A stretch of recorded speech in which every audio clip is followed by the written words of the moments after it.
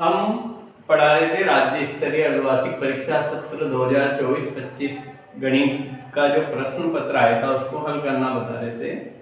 अब हम 14 सवाल बता चुके हैं। 15वां सवाल है 52 ताश के पत्तों में से एक पत्ता निकाला जाता है तो रानी आने की प्रायिकता है।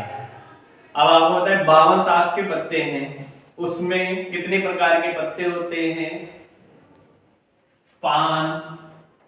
पान के 13 पत्ते, पान के 13 पत्ते, चिड़ी के 13 पत्ते, हुकुम के 13 पत्ते और ईंट के 13 पत्ते, टोटल 52 पत्ते होते हैं। ताश की गड्डी में पान के 13, चीड़ी के 13, हुकुम के 13 और ईंट के 13। इन 13 पत्तों में 1 से 10 तक के अंक होते हैं और बेगम, बादशाह और गुलाम 3 फेस कार्ड होते हैं। हर तरह के पत्ते में 3 फेस कार्ड होते हैं जिनमें एक रानी, एक राजा और एक गुलाम होता है। तो पान के पत्ते में भी एक रानी, चीड़ी के पत्ते में भी एक रानी, हुकुम के पत्ते में भी एक रानी और ईंट के पत्ते में भी एक रानी। टोटल रानी कितनी हुई? 4। तो एक रानी आने की प्रायिकता कितनी है? 4/52। टोटल पत्ते कितने हैं? 52। 4 एकम 4, 4 तेरा 52। टोटल कितना आएगा? 1/13। तो 1/13 कौन सा है? ब वाला। तो इसका आंसर क्या आया? ब 1/13। 4 से 4 एकम 4, 4 एकम 4 दिया 12, 1/13 इसका आंसर है। इसके बाद अब देखो बहु विकल्प वाले पूरे ऑब्जेक्टिव क्वेश्चन सारे 15 के 15 सोल्व हो चुके हैं। अब अगला रिक्त स्थान की पूर्ति करना सीखेंगे। पापा बंद कर दे। बंद कर दे क्या?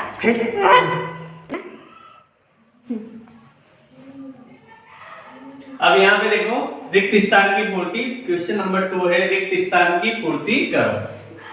पहला क्वेश्चन है x + 2y = 4 तथा 2x + ky = 3 का कोई हल नहीं है, तब k का मान ज्ञात करना है। हमारे पास x + 2y = 4 पहली समीकरण है। दूसरी है 2x + ky = 3। ये समीकरण 1 और ये समीकरण 2। दो समीकरण दी हुई है। पहली समीकरण है x + 2y = 4, 2x + ky = 3। दूसरी समीकरण, इसमें हमें k का मान ज्ञात करना है। का कोई हल नहीं है। तो कोई हल नहीं कब होता है? जब a1 a2 = b1 b2 = c1 c2। अगर a1 a2 b1 b2 बराबर हो और ये c1 c2 के बराबर नहीं है तो इसका कोई हल नहीं। इसका अर्थ होता है कोई हल नहीं है। कोई हल नहीं है। कोई हल नहीं है। अब यहां देखो a1 a2 कितना है? केवल अचर पद लेना है हमें। केवल अचर पद लिखना है। इसमें a1 a2 है या x के पास कोई भी संख्या नहीं हो तो 1 मानते हैं। तो x 1 a1 a2 है। a1 a2 बराबर x के स्थान पे 1 और a2 कितना है? ये a1 a2 है, ये b1 b2, ये c1 c2। c1 c2 में हमारी समीकरण इस रूप में होती है। तो इसको अचर पद को भी इधर लेना पड़ता है। अगर प्लस का है इधर आएगा तो क्या हो जाएगा? माइनस का। तो यहाँ पे a1 a2 कितना है? 1 और ये कितना है? 2। b1 b2 कितना है? b1 है 2 और b2 कितना है? k। c1 c2 प्लस के 4 अगर इधर लेंगे इस रूप में तो क्या हो जाएंगे? माइनस के 4 और प्लस के 3 इधर आएंगे तो आएंगे होंगे माइनस के 3। अब हमें पता है कि भाई कोई हल नहीं कब होता है? जब a1 a2 b1 b2 तो बराबर है पर वो c1 c2 के बराबर नहीं है। तो यहाँ पे a1 a2 1/2 किसके बराबर है? 2/k के। इसको वज्र गुणा करेंगे 1/2 बराबर 2/k। वज्र गुणा किया, k को 1 से गुणा किया, कितने आ गए? k। k को 1 से गुणा किया k और 2 को 2 से गुणा किया, कितने हो गए 4। तो k का मान कितना है इसमें 4। रिक्त स्थान में हम x + 2y = 4 तथा 2x + ky = 3 का कोई हल नहीं हो तब k बराबर कितना होता है 4। इसको हल करके देख लो भाई। कोई हल नहीं तब होता है जब a1 a2 b1 b2 c1 c2 के बराबर नहीं होता है। हमने a1 a2 निकाला 1/2, b1 b2 निकाला 2/k आया और c1 c2 -4 और -3। a1 और a1 a2 b1 b2 बराबर है, तो 1/2 किसके बराबर है 2/k के। वज्र गुणा किया है इसको k को 1 से और 2 दूनी कितने हो गए 4, तो रिक्त स्थान में कितने आएंगे 4। k बराबर कितने आए 4।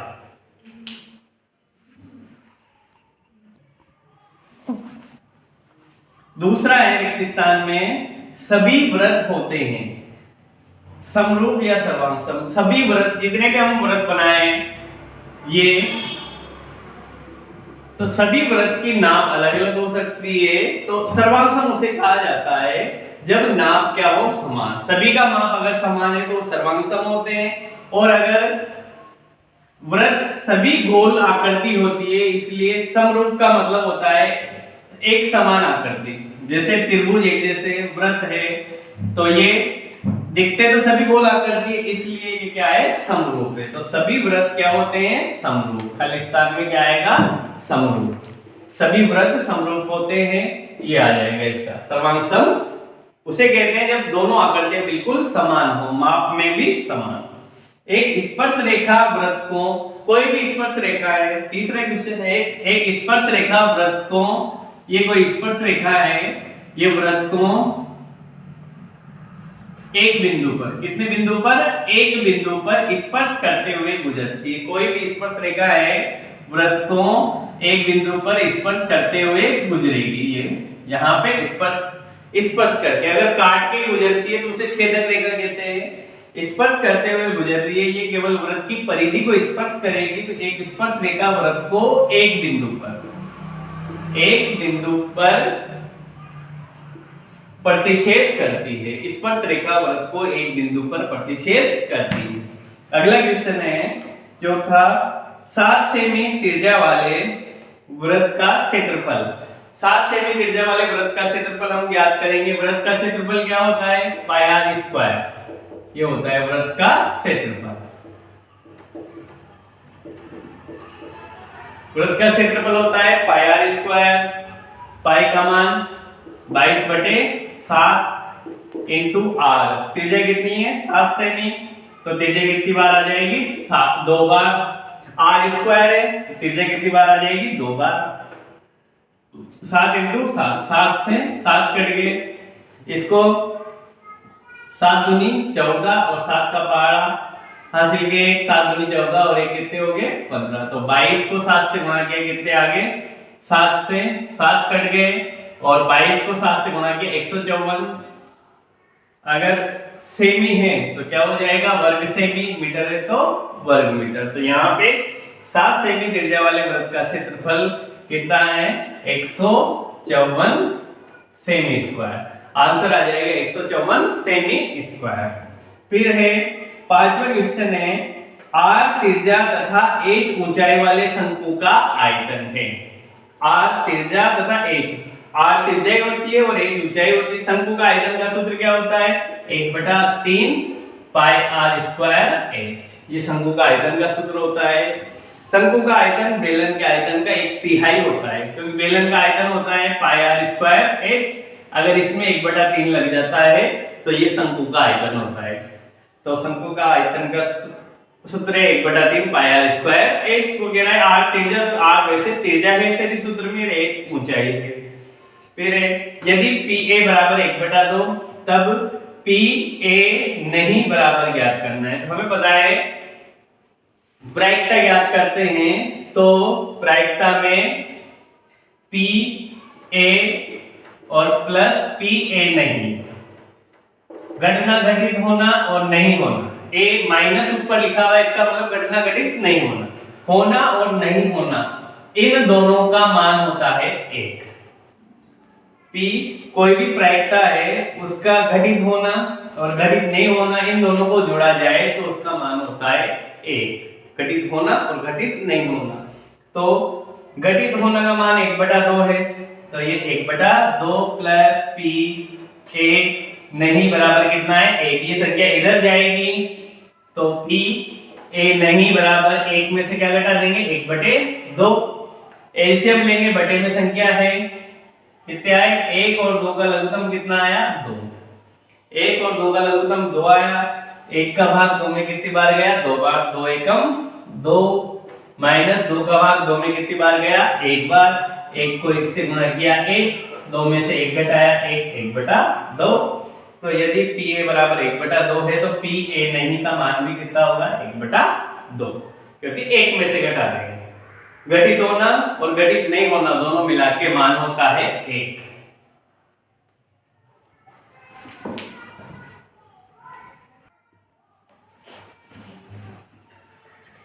प्रश्न 3 दूसरे के हमने रिक्त स्थान करवाया। तीसरा है अति लघुरात्मक प्रश्न है, एक नंबर के, इनको हल करेंगे।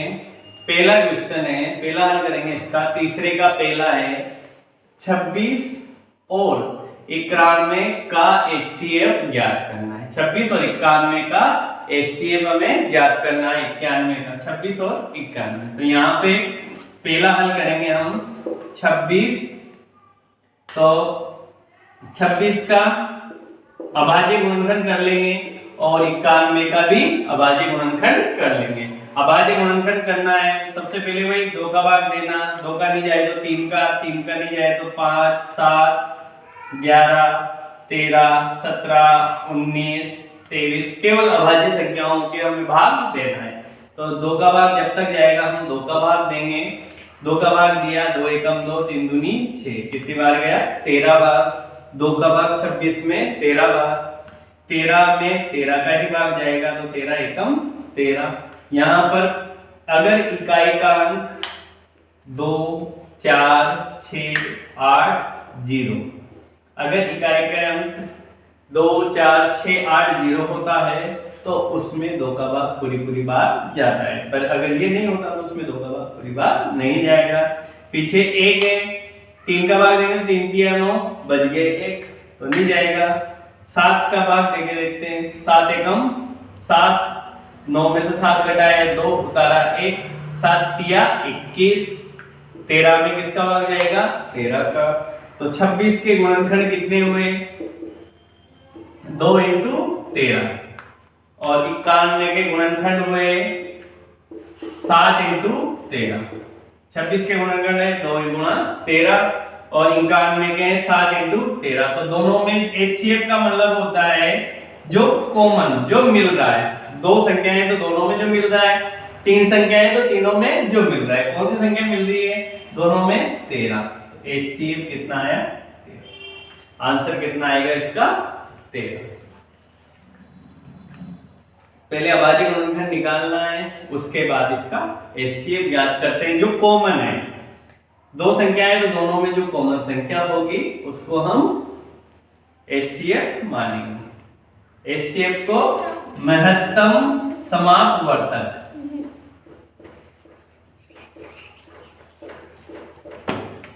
महत्तम समापवर्तक कहा जाता है HCF को।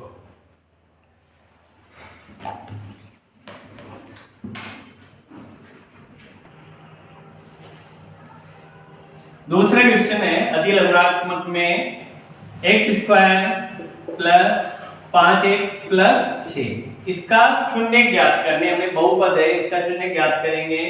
तो शून्य ज्ञात करना अति लघुरात्मक में जो क्वेश्चन आया, ऐसा कैसा हमारे उसमें आया था, ऑब्जेक्टिव में भी आया था। तो शून्य ज्ञात करने के लिए फर्स्ट और लास्ट अचर पद को गुणा करना है। x के पास कोई भी संख्या नहीं है तो 1 मान लेते हैं इसको। 6 को 1 से गुणा किया, 6 एकम 6। तो ये आपको वहां निशान लगाना नहीं है, आपको समझाने के लिए है कि फर्स्ट और लास्ट संख्या को गुणा किया केवल अचर पद को। 6 एकम कितने हो गए 6। अब इसके हमें इस 6 के ऐसे टुकड़े करने हैं कि 6 के गुणनखंड देखने के भाई 6 के गुणनखंड कौन कौन से होते हैं। एक तो होता है 3 दूनी 6 और एक होता है 6 एकम 6। तो 6 के गुणनखंड दो आए, एक तो 3 दूनी 6 और एक 6 एकम 6। यहाँ पे तो हमें लाना है बीच में कितना है 5। बीच में ऐसी संख्या लानी है जोड़ने या घटाने पर तो बीच वाली संख्या आ जाए और गुणा करने पर ये जो पहली प्रथम संख्या और अंतिम संख्या के गुणा के बराबर आ जाए। तो यहाँ पे 5 है तो 3 और 2 कितने होते हैं 5। तो 6 के गुणनखंड कौन से आपने मिल गए 3 और 2। तो यहाँ पे x स्क्वायर प्लस 5 के गुणनखंड कितने आए 3x प्लस कितने 2x। यहाँ पे x लगा हुआ था 3 के भी x लगा दिया 2 के भी x लगा दिया प्लस कितने 6। अब कोष्टक x स्क्वायर प्लस कितने हो गए 3x। कोष्टक के बाहर प्लस का चिन्ह है तो अंदर का चिन्ह नहीं बदलता है। प्लस 2x प्लस कितने हैं 6। अब 3 संख्या थी 4 संख्या बना ली। अब इनमें हम कॉमन लेंगे।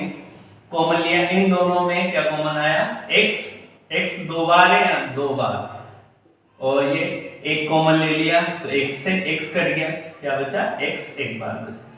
3x है 3x में से क्या कॉमन ले लिया x से x कट गया क्या बचा 3 प्लस 2 और 6 में किसका भाग जाता है 2 का। 2 कॉमन ले लेंगे 2x में किसका भाग दिया 2 का तो 2 से 2 कट गया क्या बचा x। 6 में किसका भाग दिया 2 का 3 दूनी 6। अगर हमारा सवाल सही है तो ये दोनों सेम संख्या आएगी, नहीं तो सेम संख्या नहीं आती इसका मतलब हमने जो सवाल किया है वो गलत है। तो इन दोनों में से एक संख्या x प्लस 3 दोनों में से एक ले लिया और जो बाहर है x और प्लस का 2 x प्लस के 2 ये आए। अब x प्लस 3 और x प्लस 2 इन दोनों के बराबर क्या मान लेंगे 0। इन दोनों के बराबर 0 मान लेंगे और यहाँ पे अब ये 0 इस वाली संख्या के साथ भी है और इस वाली संख्या के साथ भी है। तो यहाँ पे x प्लस 3 बराबर 0 और x प्लस 2 बराबर 0। x बराबर प्लस का 3 इधर गया तो हो गया माइनस का 3 और x बराबर प्लस के 2 है तो क्या हो गया माइनस का 2। तो दोनों का क्या है शून्य क्या है माइनस का 3 और माइनस के 2। शून्य का है हमारे पास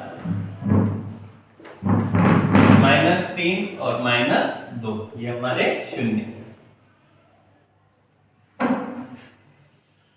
ये दूसरा द्विघात बहुपद के शून्य ज्ञात करना। पहले फर्स्ट और लास्ट संख्या को गुणा किया उसके बाद उसके गुणनखंड मिले इनमें से ढूंढना कि अपना गुणनखंड कौन सा है। तो 3 और 2 कितने हो रहे थे 5 और इन दोनों को गुणा करने से 6 आ रहा था। इसका फर्स्ट संख्या और लास्ट संख्या का गुणा के बराबर आ रहा था।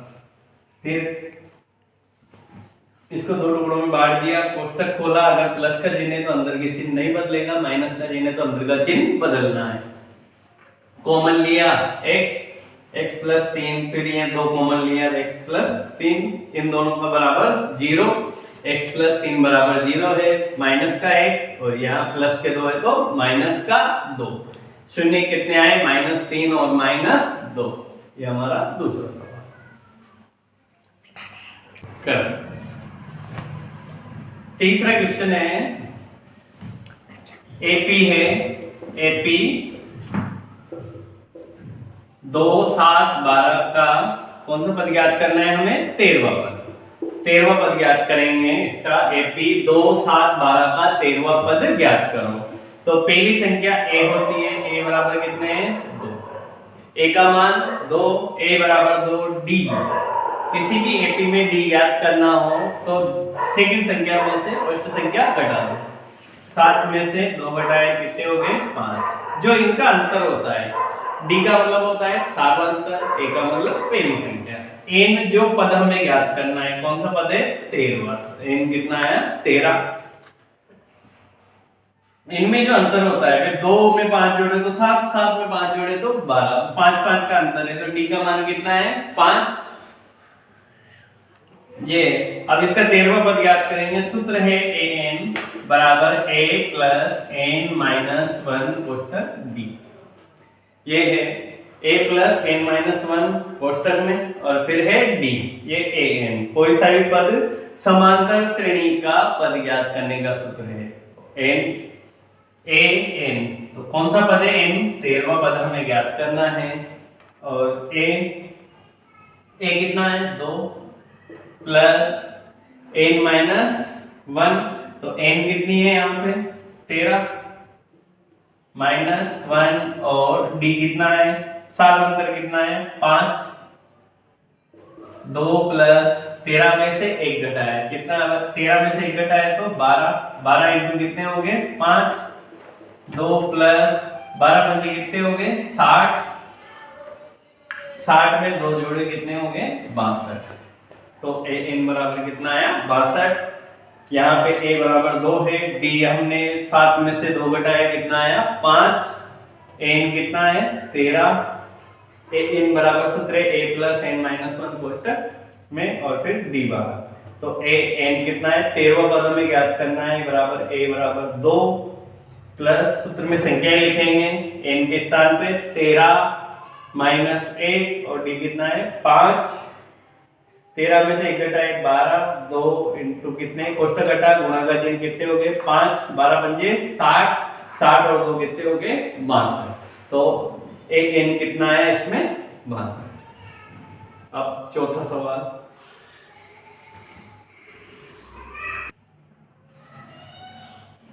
साइन ए चौथा है हमारे पास क्वेश्चन है, साइन ए बराबर 3/4 हो तो tan a का मान ज्ञात करना है हमें। तो साइन ए समकोण त्रिभुज बनाया, इसमें ये a साइन a है, a लिखा हुआ है तो यहां पे हम a को क्या मान लेंगे, इस रूप में बना लेंगे जो मान है a, b और ये c। साइन a है तो a आधार लेना है, साइन b है तो b आधार लेना है, साइन c है तो c को आधार से ले लेंगे। तो sine a b c, sine का मान होता है लाल बटा कक्का से हम पता कर सकते हैं, ये साइन होता है लंब बटे कर्ण, कोस होता है आधार बटे कर्ण, टेन होता है लंब बटे आधार। तो यहाँ पे साइन का मान होता है लंब बटे कर्ण, तो ये है लंब बटे क्या है कर्ण, ऊपर वाली संख्या लंब है और नीचे वाली संख्या कर्ण है। तो लंब कितना है 3, कर्ण कितना है 4, 3 और 4 क्या गायब है इसमें आधार, आधार ज्ञात करना है हमें पाइथागोरस प्रमेय द्वारा।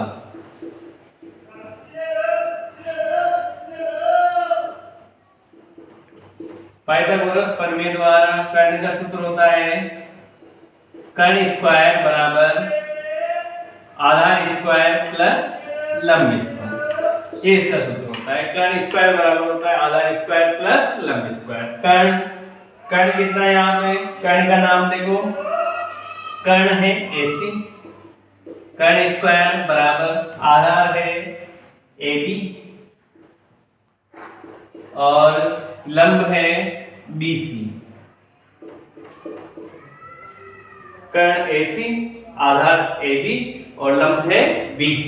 तो यहाँ पे कर्ण कितना है 4, 4 का स्क्वायर, AB आधार हमें ज्ञात करना है तो आधार ऐसा AB का स्क्वायर प्लस BC कितना है 3, तो 3 का स्क्वायर, 4 का स्क्वायर 4 को 4 से गुणा किया तो कितने आए 16, 4 का स्क्वायर है 4 को 4 से गुणा किया 16 बराबर आधार स्क्वायर ऐसा कैसा, 3 का स्क्वायर है 3 को 3 से गुणा किया 9। किसी भी संख्या के ऊपर स्क्वायर होता है इसका मतलब है 4 का स्क्वायर, इसका मतलब 4 को 4 से गुणा करना है। तो 4 को 4 से गुणा किया 16, ऐसे 3 का स्क्वायर है तो 3 को 3 से, उस संख्या को उसी से गुणा करना है एक बार 2 बार। तो यहाँ पे कितने हैं, अब 9 इधर ले लेंगे तो यहाँ पे 16 माइनस कितने हो गए 9, AB स्क्वायर बराबर 16 में से 9 गए कितने बचे 7, यहां से स्क्वायर हटेगा तो इधर क्या बन जाएगा वर्गमूल, स्क्वायर हटता है इधर आता है बराबर के इधर तो वर्गमूल बन जाएगा। 16 में से 9 घटाए कितने बचे 7, तो ए बी बराबर कितना आया, √7। ए बी का मान कितना आया, √7। अब हमें पूछ रहे हैं इसमें tan a का मान ज्ञात करो।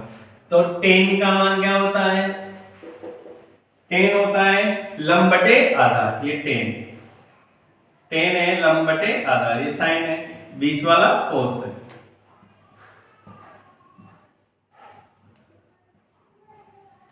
तो यहाँ पे tan का मान पूछ रहे हैं, tan का मान क्या है, लंब बटे आधा। तो लंब कितना है 3 और आधार कितना है √7। तो 3 बटे कितने होंगे, √7। ये tan का मान, tan a बराबर कितने होंगे, 3 बटे √7। कर दिया मेरी थी बारी। तब मैं फिर से इसे ऑफ करूं। 5वां क्वेश्चन है, एक 5 मीटर की सीढ़ी ऊर्ध्वाधर दीवार के सहारे जमीन से 30 डिग्री का कोण बनाती है। सीढ़ी दीवार पर कितनी ऊंचाई तक जाती है, ये हमें याद करना है। तो यहाँ पे ये दीवार है, 5 मीटर की सीढ़ी है, कोई सीढ़ी है दीवार के सहारे रखी गई है। ये सीढ़ी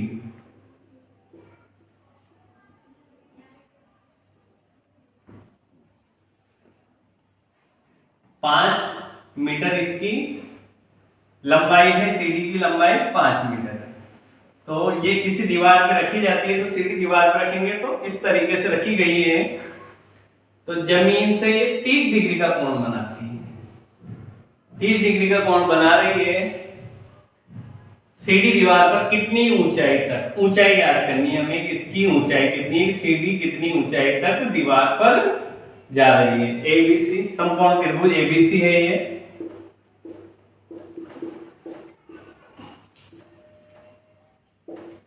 समकोण त्रिभुज एबीसी में एसी बराबर कितने हैं, 5। AB हमें याद करना है, AB क्या मान लिया हमने, 8 मीटर। अब हमें ये कर्ण है और ये लंब है, तो लंब और कर्ण, लाल बटा कक्का। लंब और कर्ण किस में आते हैं, लंब और कर्ण साइन में आते हैं। तो हमें कौन सा, इसमें देखो एक दे रखा है और एक गायब है, तो दोनों जो एक साथ जैसे साइन में आ रहा है तो साइन का लगेगा, टेन में आ रहा है तो टेन का सूत्र। तो कर्ण और लंब किस में आते हैं, साइन में, साइन का सूत्र लगेगा साइन ए बराबर या साइन थीटा बराबर लंब बटे कर्ण। तो लंब बटे कर्ण, लंब कितना है, लंब का नाम AB और कर्ण का नाम AC। ये है लंब और ये है कर्ण, ये लंब है और ये क्या है, कर्ण। तो ये AB बटा AC, साइन थीटा बराबर AB बटा AC। तो यहाँ पे AB का मान कितना है, AB का मान है साइन थीटा, कोण कितना है 30 डिग्री बराबर साइन 30 बराबर लंब कितना है, लंब है H बटा कर्ण कितना है 5, AC कितना है 5, लंब बटे कर्ण तो लंब 4, कर्ण कितना है 5।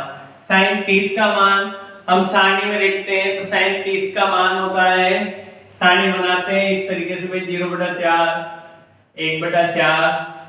तो पहला 0 डिग्री होता है, दूसरा 30 डिग्री होता है, तो 1 का 1 4 1/2। तो साइन 30 का मान होता है 1/2, साइन 30 का मान 1/2 बराबर h बटे कितने हैं 5। यहाँ पे वज्र गुणा किया, h को 2 से गुणा किया तो 2h और 5 को 1 से गुणा किया तो 5, h बराबर कितने हो गए 5/2। 5 में 2 का भाग दिया कितने आए, 2 दूनी 4, 2 से 1/2 मीटर। ऊंचाई कितनी आई, 2 से ही 1/2 मीटर, ये इसकी ऊंचाई है। साइन 30 का मान है 1/2 h बटे कितने हैं 5, वजन गुणा किया इसको, h को 2 से गुणा किया 2h बराबर 5 को 1 से गुणा किया 5, h बराबर 5 बटे 2, 5 में 2 का भाग दिया 2, 2 दूनी 4, 2 से 1 बटा 2 या 2.5 भी लिख सकते हैं इसको हम। तो ये इसका मान आया, h बराबर कितना आया 2 से ही 1 बटा 2 मीटर या 5 बटे 2 मीटर इसका मान।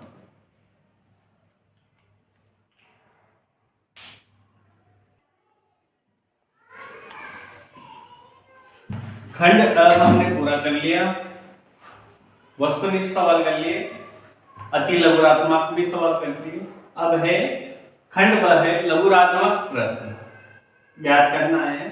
चौथा क्वेश्चन है इसका, प्रश्न संख्या चौथा है, संख्या 6, 72 और 120 का अभाज्य गुणनखंड विधि द्वारा HCF और LCM हमें ज्ञात करना है। इसका 6, 72 और 120, 6, 72 और 120 का अभाज्य गुणनखंड विधि द्वारा HCF और LCM ज्ञात करना है। ज्ञात करेंगे हम अभाज्य गुणनखंड विधि से। चौथा हल करेंगे, 6 का अभाज्य गुणनखंड करेंगे, फिर 72 का और फिर 120 का, इनका अभाज्य गुणनखंड करेंगे। अभाज्य गुणनखंड के बारे में आपको बता दिया है, केवल अभाज्य संख्याओं के हमें भाग देने हैं इसमें। सबसे पहले 2 का भाग देंगे, 3 दूनी 6, 3 में किसका भाग जाएगा 3 का, कितनी बार 1 बार, तब तक भाग देना है जब तक कि 1 नहीं आ जाए। 72 में 2 का भाग दिया, 3 दूनी 6, बचा 1, 6 दूनी 12। 2 का भाग देने का मतलब है उस संख्या का आधा हो जाता है, 72 का आधा 36। फिर 2 का भाग दिया, कितने हो गए 18। फिर 2 का भाग दिया, 9 दूनी 18। अब 9 में 3 का भाग नहीं, 3 का भाग जाएगा, 2 का भाग नहीं जाएगा, तो 3 का भाग देंगे, 3 दिया 9 और 3 में 3 का भाग 1 भाग। ये 72 के अभाज्य गुणनखंड। ऐसे 120 के ज्ञात करेंगे, 2 का भाग दिया कितने हुए 60, फिर 2 का भाग देंगे तो 30, 2 का भाग दिया 15, 15 में 2 का भाग नहीं जाएगा, 3 का भाग देंगे, 5 दिया 15 और 5 में 5 का भाग कितनी बार 1 बार। तो 6 का गुणनखंड कितना आया 2 × 3, ये 6 का गुणनखंड अभाज्य गुणनखंड। 72 के अभाज्य गुणनखंड किए हमने, तो 2 × 2 × 2 × 3 × 3, ये 72 के अभाज्य गुणनखंड। 120 है तो 2 × 2 × 2 × 3 × 5, ये 120 के अभाज्य गुणनखंड। अब हमें एक तो HCF ज्ञात करना है और एक LCM ज्ञात करना है। तो HCF ज्ञात करेंगे पहले, जो संख्या मिल रही है, कौन सी मिली इसमें, केवल ये मिली, 2 मिली, तो जो मिल रही है और एक 3 भी मिल रही है, तो जो मिल रही है तीनों में, जो 2 संख्या होती है तो दोनों में 3 संख्या है, तीनों में जो मिल रही है वो हमारे HCF में आती है। इनमें क्या मिल रहा है 2 इंटू क्या मिल रहा है 3, 3 दूनी कितने हो गए 6, तो HCF कितना आया 6। अब LCM ज्ञात करेंगे, 6, 72, 120 का एक मान निकाला, 2 का भाग कितनी बार 3 बार, 2 का भाग दिया कितने आए 36 और 2 का भाग कितनी बार 60 बार। 2 का भाग दिया 3 में नहीं जाएगा, 36 में 2 का भाग 18 बार और 60 में 2 का भाग 30 बार।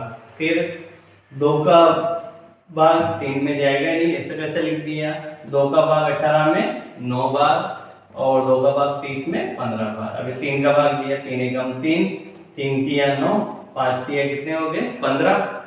फिर 3 का भाग देंगे, 3 एक ऐसे कैसे 3 एकम 3, 5 में 3 का भाग नहीं जाएगा तो 5, 5 में 1 बार।